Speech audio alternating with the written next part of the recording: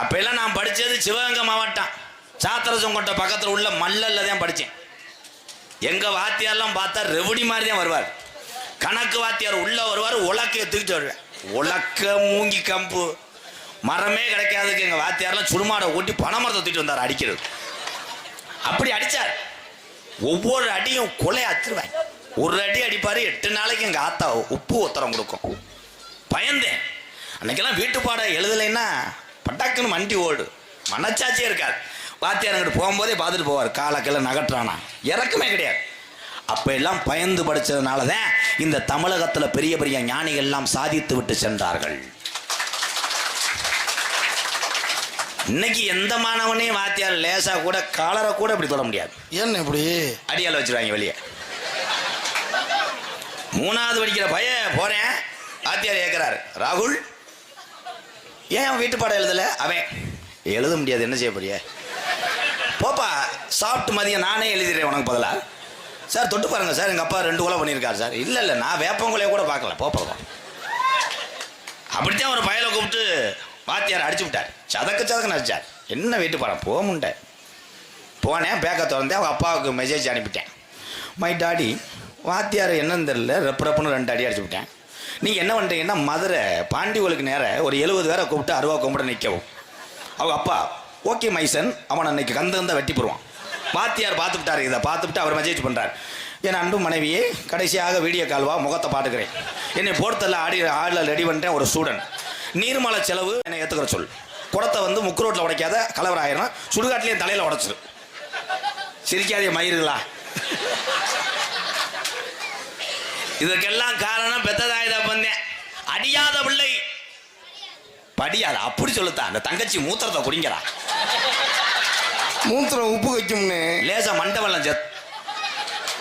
ஏன்னா நான் என்ன கேசரி கம்பெனி ஆரம்பிச்சுக்கிட்டு இருக்கேன்.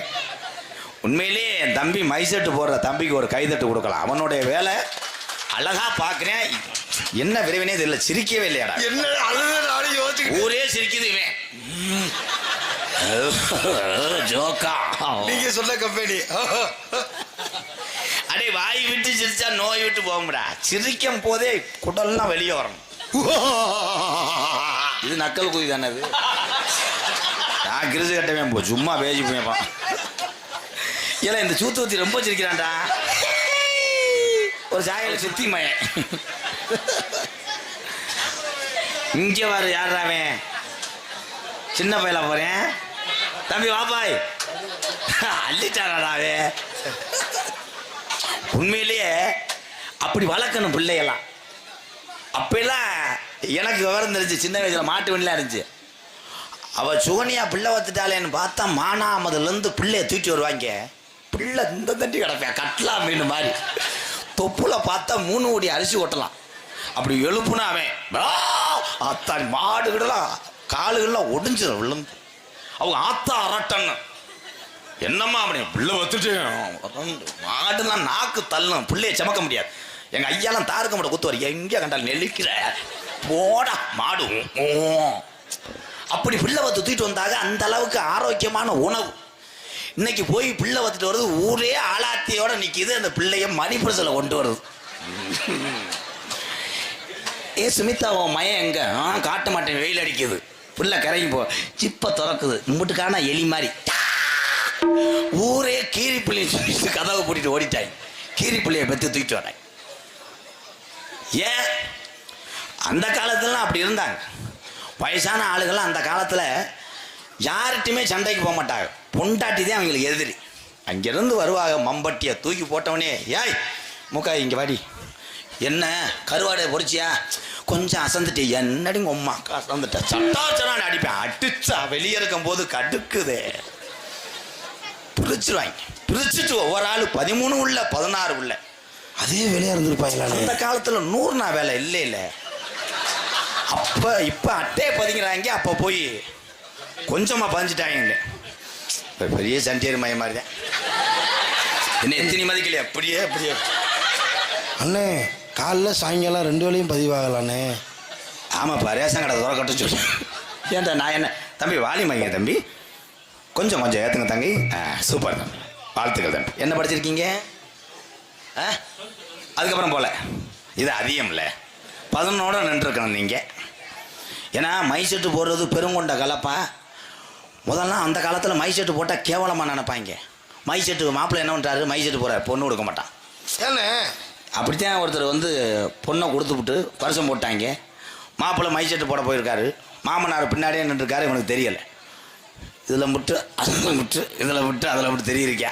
அவள் அப்பா வந்து மகட்ட சொல்லிட்டார், அவன் வேணாம்மா, அவன் ஒன்றைய திரும்பி குழி பொண்ணு வர வச்சுருவேன். அது என்னன்னு தெரியல, வெண்ணமே அவன் கை சும்மாவே இல்லைத்தா, இங்கிட்டு திருவிறேன் இப்படி திருவிறேன், திருப்படிலாம் போட்டு ஆடிக்கிட்டு இருக்கேன், கொட்டஞ்சிருவேன்ண்டு. ஆனால் இன்னைக்கு மை செட்டு போகிற ஆளுக்கு தான் பொண்ணு. ஏதோ அவனை சந்தோஷப்படுத்த பேசுகிறான், அவனுக்கு கிடைக்காம தான் தெரியும். அவன் நினைக்கிறேன் எங்கடா 70 ஒன்று பார்த்துட்டு மாற்றிட்டாங்க. தமிழ்நாட்டின் குறைவு என்னன்னா பொண்ணு கிடைக்கல. இந்த கூட்டத்தில் எங்கள் அண்ணன் தம்பிகளா எனக்கு கல்யாணம் ஆகலைன்னு சொல்கிற ஆள்லாம் கை தூக்குங்க, கொஞ்சம் தூக்குங்க. நான் புரோக்கர் வேலை தான் பார்க்குறேன். தூக்கு தூக்கு, சும்மா தூக்கு. சரி சரி, அது என்ன பண்ணுறேன்னா வேற மாதிரி படம் பாரு, நல்ல பக்தி. பொண்ணு கிடைக்கல. உன் கூட இத்தனை வருஷமா இருக்கேன், தம்பிக்கு ஒரு பொண்ணு பார்க்குறியா நீ? இவனை முயற்சி பண்ணுறியா? ஐயா ஏன் தமிழ்நாட்டில் பொண்ணு இல்லை? ஒரு தாய் இல்லை என்றால் நம்மெல்லாம் பிறக்க போகிறது கிடையாது. இல்லை இல்லை, இதே தமிழ்நாட்டில் பொம்பளை புள்ள பிறந்துச்சுன்னா ரொம்ப கொடூரமாக தீட்டா நினச்சாங்க. கள்ளிப்பாலை கொடுத்த கொண்ட தமிழ்நாடு தான் அந்த நாடு. ஆதி காலத்தில் நடந்துச்சான். அதே மாதிரி இந்த மாமியாமாருக்கெல்லாம் ஒன்று சொல்கிறேன், பொம்பளை புள்ள பிறந்தவொடனே இந்த மருமகளை வந்து பாகிஸ்தான் எதிரி மாதிரி நினைக்கக்கூடாது. நீனும் பொம்பளை தான்னு உணர். இங்கே ஒரு ஆத்தா பண்ணியிருப்ப போலையே, காசை வெட்டி போட்டுருவேன் பேசாம இரு. அதில் சலிப்பாக சொல்லிக்கிறாங்க. ஆம்பளை பிள்ளை பிறந்துச்சுன்னா அந்த மாமியாவை பார்க்கணும், வாங்க கேசரி தின்னுங்க, சீனினா புளியம்பழத்தெல்லாம் ஊட்டும் வர்ற அளவுக்கு. ஆம்பளை பிள்ளையா சிங்கக்குட்டி வளர்ந்துட்டேன், என் காலம் கண்டு வளர்ந்துட்டேன். பொம்பளை பிள்ளை வத்தவனே அந்த மாமியா பாரு 4 பேர் பிள்ளைய பார்க்க வருவாங்க. பிள்ளை எப்படி இருக்கு, இந்த பொட்டை கிடக்கு, பொட்டை அந்த படுத்துருக்கு, குழுவாட்டினே, இந்த முண்டை கிறகந்தேன், நானும் 4 பிள்ளைய ஆம்பளை பிள்ளை வைக்கலையா, இவன் அந்த லட்சணத்தில் இருந்திருக்கா. அதை நினச்சி பார்க்கணும். உலகத்திலே பெண் குழந்தை தான் மகாலட்சுமி. மாமியா மருமகளுக்கு சண்டை வர்றது எதுலன்னா சீரியல் பார்க்கறதுதான். மருமகளுக்கெல்லாம் ஒன்று சொல்லிக்கிறேன், அது வயசான காலத்தில் அது இருமிட்டு கிடக்கும். அது எந்த சீரியலை பார்க்குதோ அதே சீரியலை நீ உட்காந்துக்க. இன்னொரு விளம்பரம் போட்டால் கூட இப்படியே பார்த்துக்க. லேசாக ரிமோட்டில் மாற்றினா ஓ ரிமோட் அந்த போகும். அதோட குடும்பம் குஜராத் லாங். எங்கள் ஊரில் நடந்ததுக்கு இந்த நல்லா சொன்னேன், தரத்தினியம் பிடிச்சிச்சு.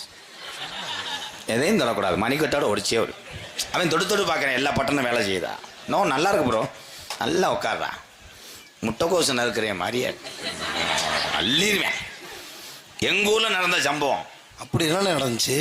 மாமியா மருமகளுக்கு சண்டை போட்டு கம்மா துறை இருக்குவார், துறையிலே 2 பேர் உருண்டு. மாமியாவுக்கு மசுரையை காணாது, ஒட்டு முடி ஆஞ்சு உருண்டு, அரட்டாளையெல்லாம் நசுக்கி பாஞ்சு உருண்டு 2 ஒம்பளே வர்றாளுங்க. சாக்கெட்டு பாவடையெல்லாம் கிழிஞ்சு தீச்சட்டி எடுத்தது மாதிரி வந்தவொடனே 2 பேர்த்துக்கு ரோசம் வந்துச்சு. அடியா ஏறி உன்னைய மாசானியா மாத்தா அவளை வாசலில் வச்சுக்கிறேன், உன்னைய முறை அரைச்சி நான் அப்பலை. யார் மாமியா? மருமக போடி கழட்ட முட்டேன், உனக்கு நான் அரைக்கிறேன்டி.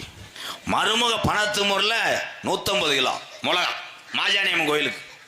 மாமியா 100 வேலை காசை வச்சுட்டு ஒரு 70 கிலோ. 2 பேரும் போய் மாசாணியம்மன் கோயிலில் மண்டி ஓட்டு குளிச்சு விட்டு மாமியா மருமகளுக்கு அரைக்கிறா. ஆத்தா 8 குத்துக்கு இளையவ, இனி விசாரின்ட்டான். அவளை எப்படியாவது என் மருமகளை நீர் வராமல் செய். கிரிச்சா அகிட்டு மருமக இந்த கிழட்டு சக்காலத்தி என்னை பாடா வந்த நாள்லேருந்து பிடிங்கிட்டே இருக்காத்தா, எப்படியாவது 3 நாளில் போட்டு தள்ளிடு. 200 கிலோ கரைச்சா மாஜானியம்மா படுத்து கிடந்தது, அது எந்திரிச்சு பொறுக்க முடியாம சிவபெருமானை நினைச்சு 2000 கிலோ மிளகா அரைச்சிருக்கு சிவபெருமானே. நான் 2 முண்டையும் க்ளோஸ் பண்ண முடியல. நீங்க எப்படியாவது சூலாயத்துல குத்தி கொண்டு வருங்க 2 முண்டையும். Oh my God! அதுல பிறந்த வந்தேன்.